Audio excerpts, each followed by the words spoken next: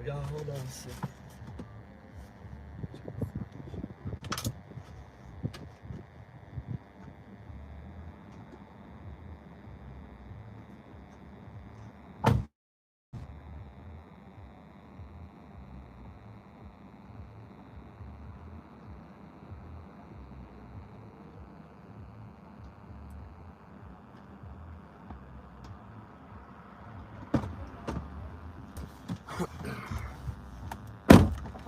Yo, what up, y'all? Figured I'd give everybody a second to come on in here. Let me see who's up in here. Former E Bear. What's that say? Junie? I can't see, man. My thing. You gotta say Junie.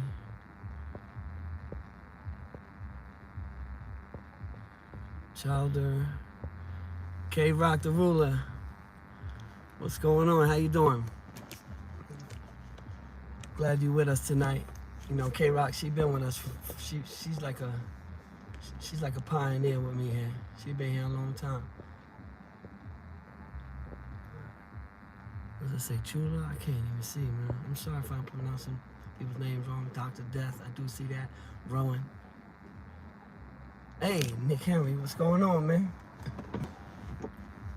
What's happening out there today? So, to follow up a little bit from yesterday, salute to Australia. Alright, so I'm gonna get away from the chat for 1 second.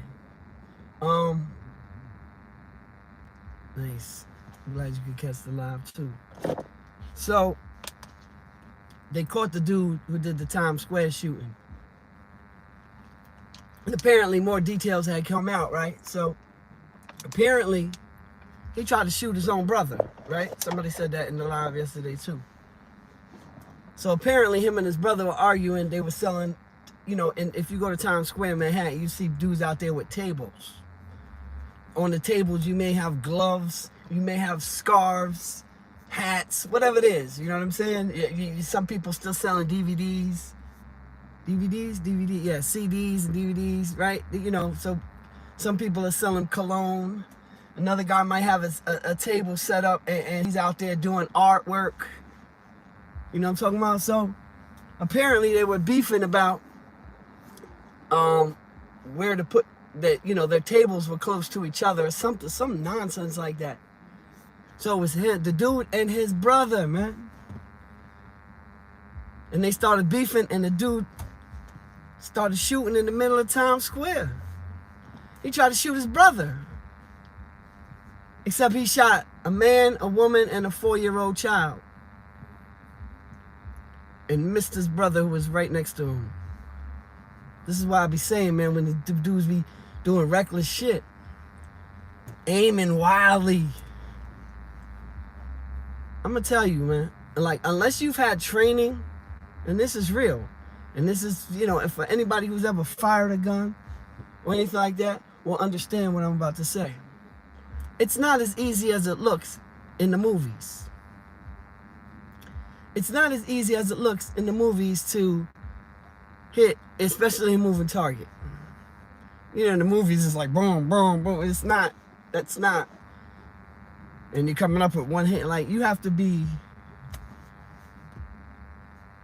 have some training, is what I'm saying. You know what I mean? You know, military, something, gun range. I've been to the gun range. And I actually did a video on July 4th. You know what I'm saying? Shout out to my boy Julio. We actually did a video, but I went to the gun range and was shooting guns and doing all that. So I know YouTube, as soon as I put it up,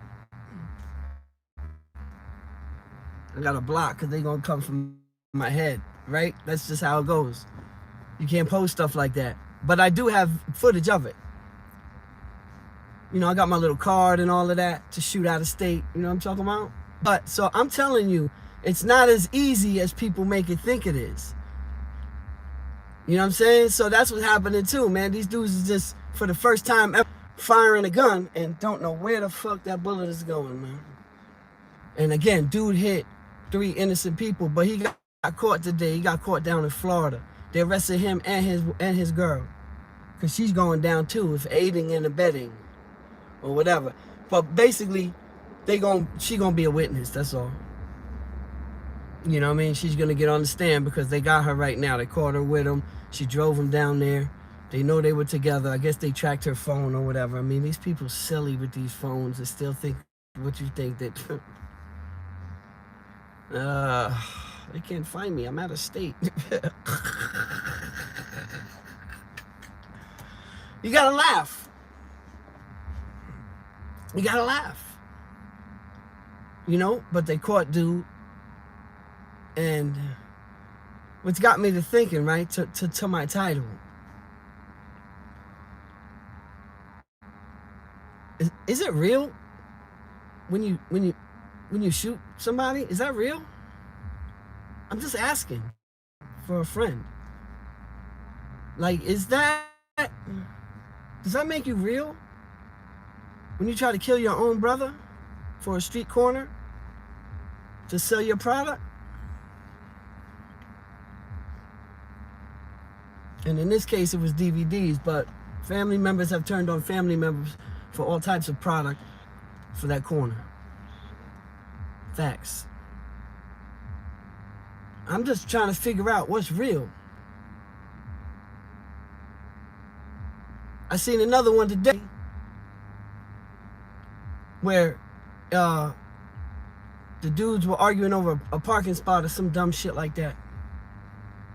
And one dude got out the car, and the other dude got out the car, and the other dude got out the car, and he just started shooting. Bang, bang, bang, bang, and then ran away. Left his car there. I'm trying to figure out, is that real?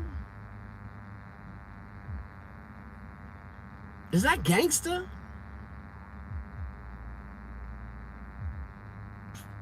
It's weird to me.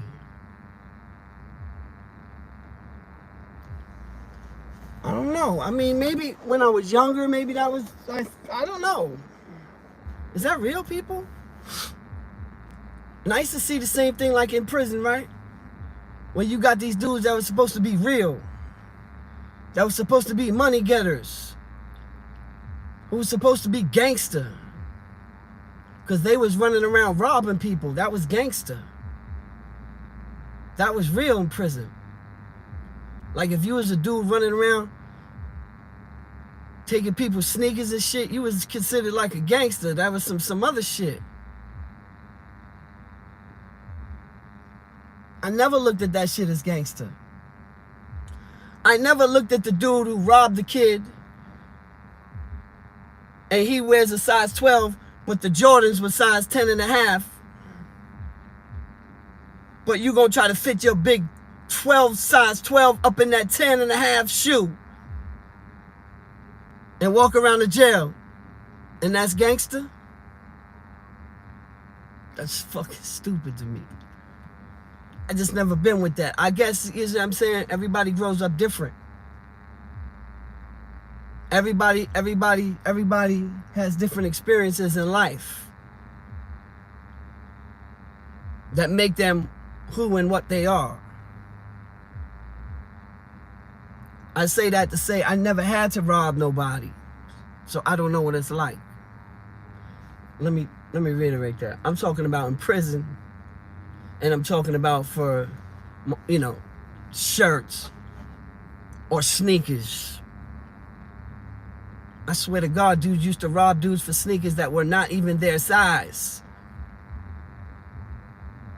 Motherfuckers be wearing size 10. This is a size 13. These motherfuckers walking around like canoes on their feet. But it's like a status symbol when you do stuff like that, when you rob people. That's considered gangster and real. And to me, it's never been that way.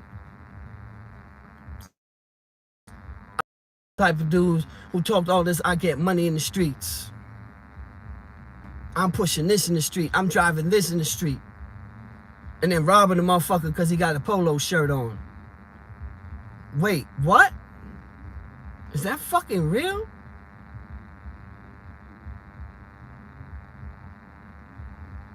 I don't know what's real. I mean, I've had people question my character as far as real. Well, only one dude ever, but who made video, never met me a day in my life, never seen me in prison, but just assumed, oh, he white. He can't be real. That's what I'm trying to figure out. What the fuck is real? I'm trying to figure it out. That was a long time ago. That was almost 2 years ago. Oh, second is the, wait, somebody just sent me some money. Hold on, y'all. Second is the first loser. Salute. Much, much love. I appreciate it. I will get to the chat in a minute. You guys know when I start rolling, I just gotta roll. Otherwise, my ADD kicks in and I'm all over the place. Much love. I appreciate that, man. Much, much love. Wait, let me make sure. I'll make sure. Okay, just making sure you got that wrench because I can't see nothing. But that's what I'm trying to figure out. What's real? When dudes look at a video and they say, man, he white. He can't be real. Somebody actually said, but this was like 2 years ago. I told y'all that. Never met me, never talked to me, didn't know nothing. That's what I'm trying to figure out. What's real? I don't understand.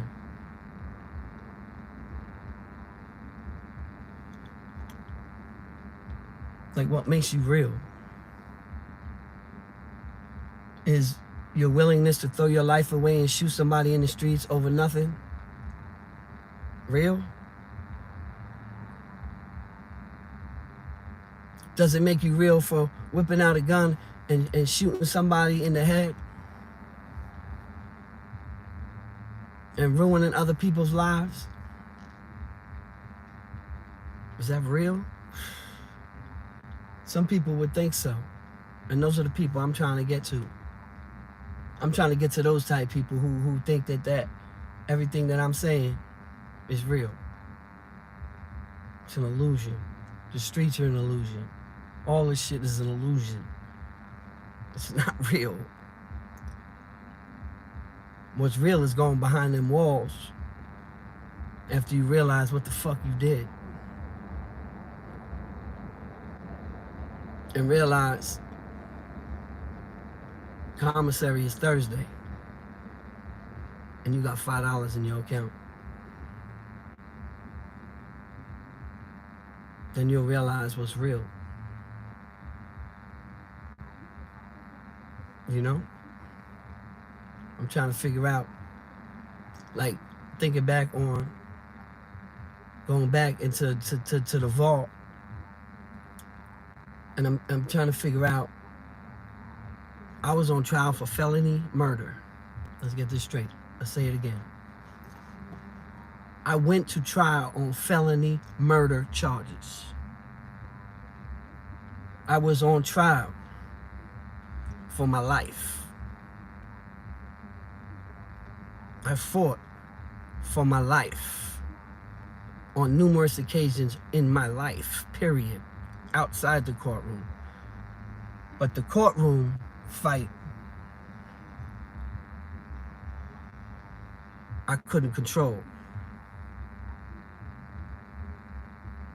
I can only control some part of the narrative. But the picture that the DA was portraying wasn't the person that I was. And I fought there for my life. Where when I was on trial, I could not sleep. Now, again, I did this to myself. This is not pity or victim to me, okay? We ain't playing victim here. There's no victimization here. But I'm trying to make a point. And I couldn't breathe in that courtroom. And then when, the judge came back and I was found not guilty on felony murder charges, is that real? Does that make me real? Does the fact that I've seen many people take their last breath? You ever see somebody take their last breath? And I'm not talking about your grandfather in the hospital who lived a long, good life.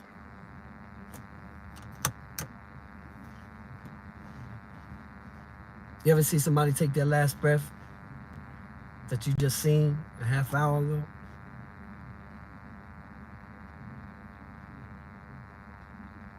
I have.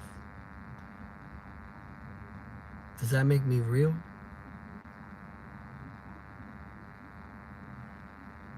No, it just makes me a person. It makes me human. But real is not throwing your life away. Real is not throwing your life away. Hold on.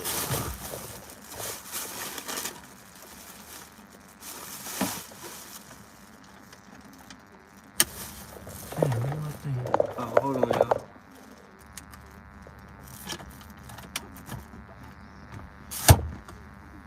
Let me make sure my battery's charging.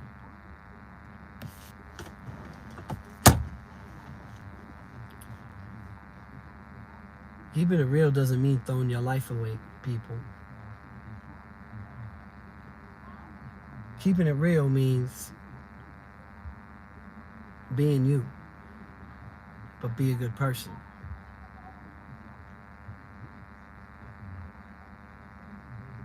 Keeping it real means raising a family. Keeping it real means being somebody your kids can look up to. Keeping it real means making sure the bills is paid and there's food on the table. That's what being real means to me. Now,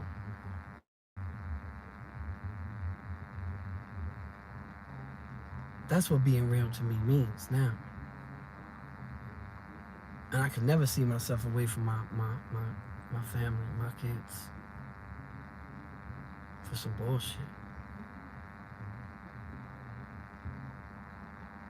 If you have kids and you're still in these streets doing dumb shit, we not the same.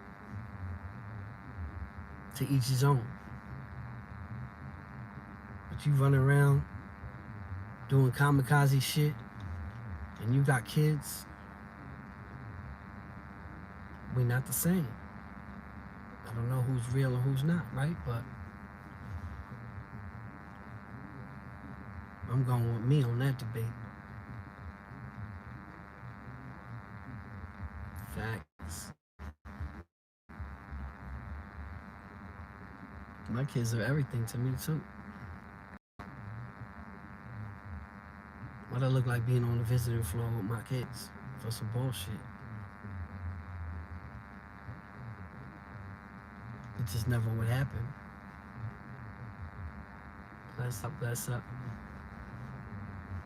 Just never would happen, man. So they caught his ass and now he gonna have to pay. Joe, what's up? Eric, salute. Rowan, yes, I see you. 100. National Jones. I'm an old geezer and know you are for real, Fred. Nah, much love. Yeah, man. I just don't know what real means. You know, for me means, you know, real is doing what you gotta do for your family. That's real to me. I'm just saying. That's what real means to me now. You know, I'm always gonna defend my family with my life. Let's get that straight. You know what I'm saying? Let's put that on the internet. But you know, I want some other shit. You spent mad years in New York Penn and make it out. You real? Yeah, agreed. There you go. Just for that type, you're right. You know what I'm saying? Like, just to go to the pen and be home and be good and did all them years and I'm safe. Look, hello, no cuts on my face. You know, almost happened, but he was too slow. You know what I mean? For me, that's real. I'm real. That's real as fuck to me. If you run off before on the plug, you're not real. If you got tattoo of loyalty across your neck or on your forearm and you cheat on your wife on the regular, it's not real. A lot of motherfuckers kill me with that loyalty shit and they be the fucking snakes in the grass. The ones with them loyalty fucking tattoos, they be the most grimiest motherfuckers that I know on the planet. Where's the fucking loyalty, son? Oh, shit. You know, I could be wrong. I'm just saying, a lot of dudes, nah. You know what I mean? It's just a lot of dudes I know with the loyalty shit is like, you better be careful. I don't know, keeping it real to me is just being you, right? You know what I'm saying? That's how, like, even just in the penitentiary, right? Sometimes people ask me for advice. You can only give people certain advice about, you know, like going to, like, how to survive in prison, right? Like, I could do that all day, right? As far as, like, because it's what I did to survive in prison. And I know what it takes to survive in prison. And I know what it takes, you know, what you will get in trouble with. But at the end of the day, I was myself. And that's what you gotta be, right? So when people ask me, you know, what advice would you give me? Because people ask me all the time. Be you. Be yourself. You know, I may give them a few pointers as far as how not to act and how, you know, not to maybe draw too much attention to yourself if you ain't that type of person. You know what I mean? You're going quiet, whatever. I'm just saying, but I was me. And the thing is that when you go, especially in the penitentiary or prison, jails, whatever, when you go in and you phony and you trying to be something that you not, look at my face. You're going to get exposed. You understand what I'm saying? You're going to be exposed. So, you know, if you're a dickhead in real life and all that shit, and you know, it's gonna come out in prison. You can't hide that. You understand what I'm saying? So you still gotta be yourself. And for me, it just worked, you know, more or less. It was, you know, just social skills. Other than the sports, I told y'all. I was known for anybody that know me. That's what they would say. Oh, Fred played this. Fred played basketball. Fred. Oh, I know Fred. No one's gonna be like, who? Gangster Fred or Fred that did 1,000,000 years? No, and stabbed 1,000,000 people, Fred. No.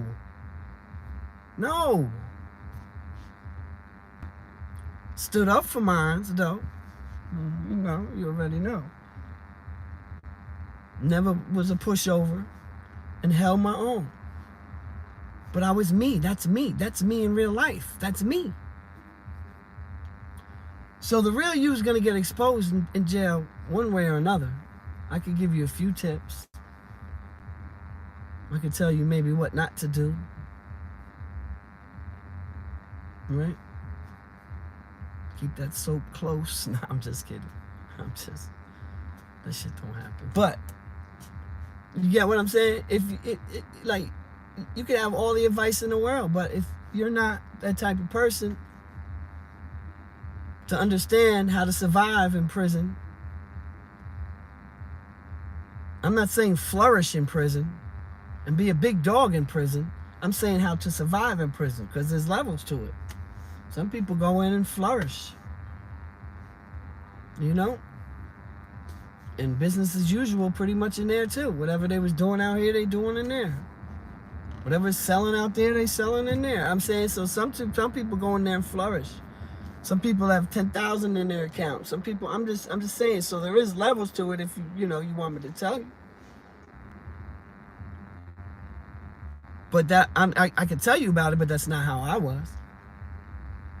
You know what I mean? But again, it's about who you are. It's about even your social skills. Can you talk? Can you relate to people? Do you know when to keep your mouth shut? Do you know, when to speak up? Do you know, you got to know that all those things are important. You can't speak up in certain things that you have nothing to do with, or it has nothing to do with you.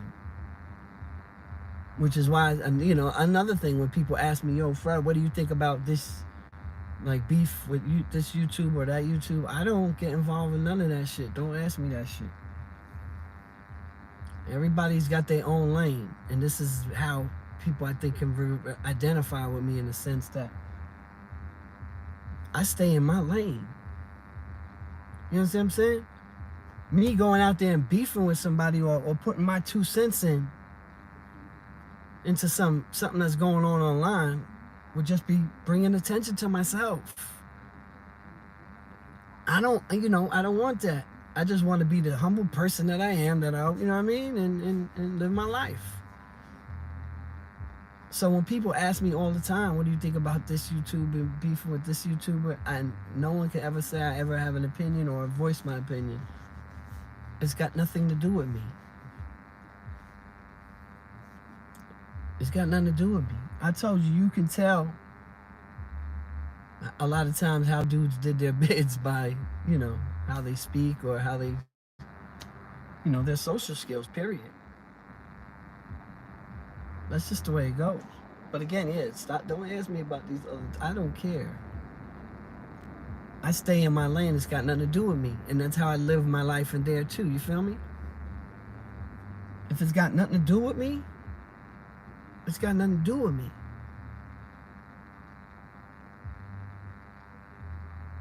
What?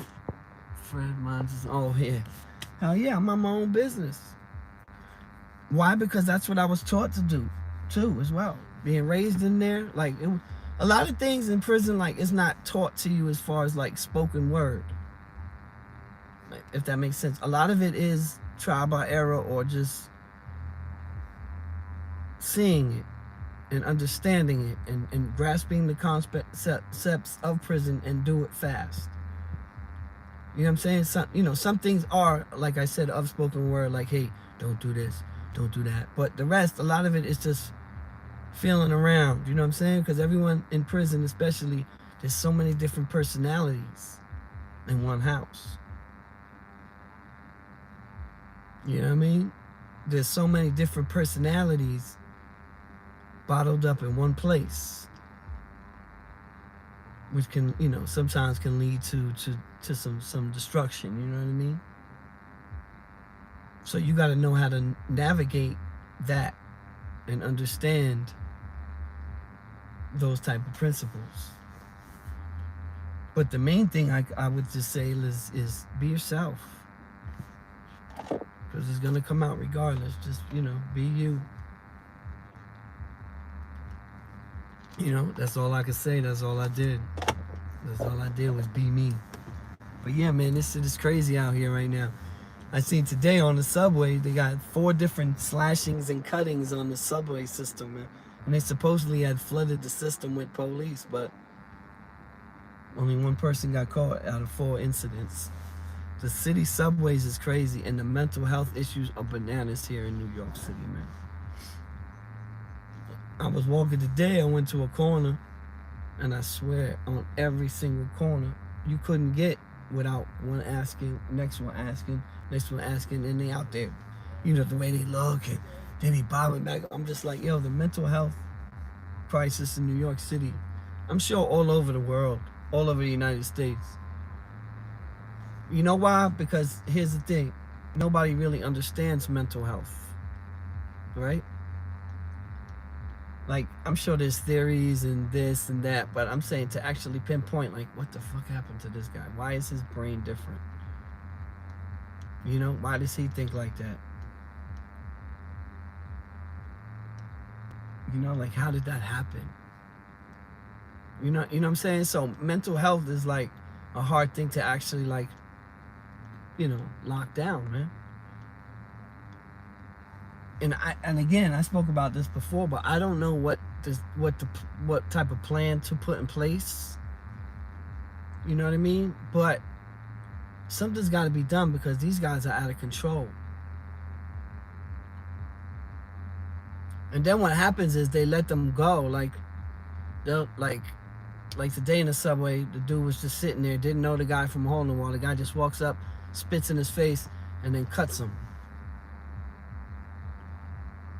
Then another dude, I think he cut the MTA worker or some shit like that. Just walked up and cut him out of nowhere. That's not, in other words, that's not normal, right? And it's just when it's a topic every single day, it's I just wonder when, how many more people gotta die before something really, I don't know what the plan is. And I don't have a plan.